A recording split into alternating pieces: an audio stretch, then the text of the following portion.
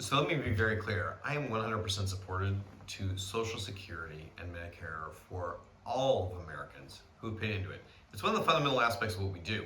And so this week we were able to help pass H.R. 82, which makes sure that firefighters, first responders, and educators get the Social Security benefits that they've paid into. I just talked to a teacher this week who was ecstatic with the fact that while serving as a teacher, she was going to earn her pension, but she was also going to get the Social Security that she'd paid into. Now, this is called the Social Security Fairness Act. I was proud to be a co-sponsor on it, and it's going to make life that much better for our retirees who have paid into this, who've earned it, and should get to have it as they enter into their retirement.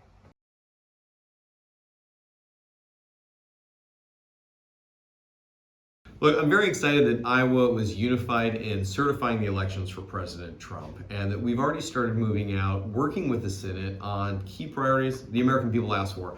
First and foremost, making sure that we secure our border to stop the deadly scourge of fentanyl and human trafficking. Equally, working to unleash America's unbridled energy to help drive down costs for consumers across the board, as well as really energizing America's ability to help influence the world for good.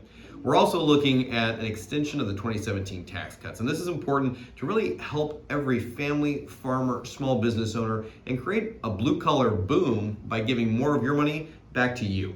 And I also want to see us cut back on the amount of spending happening in Washington, D.C.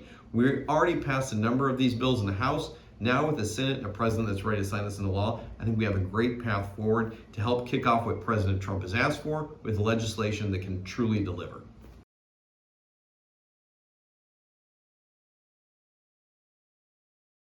Border security is one of the top issues I hear across the district.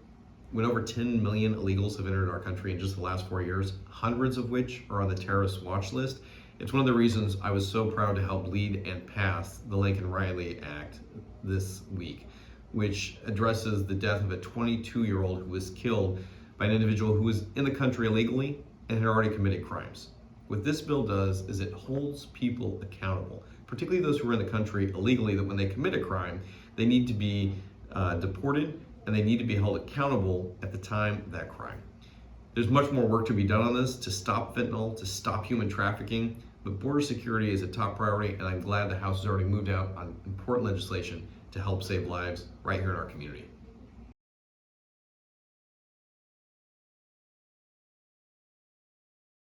When I got elected to Congress, it was to bring Iowa common sense to Washington, D.C. And that's not always made me the most popular guy with either Republicans or Democrats, but it's no skin off my back. It's one of the reasons that the first bills we put forward were a balanced budget amendment, because if Iowa families, farmers, and small business owners have to balance their budget, the federal government should be doing it too.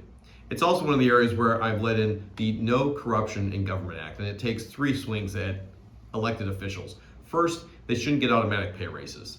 Second, they shouldn't be able to become lobbyists after they've been out here. And third, there's no reason for any of them to be trading stock and getting rich on insider information. It's also thrown in our federal bureaucrats. Get them back in the office. And tragically, in some offices, less than 25% are actually showing up to answer your phone call at the IRS or be there when you need help from USDA. Comprehensively, this is a great opportunity to hold Washington more accountable to you and make DC function a lot more like Iowa.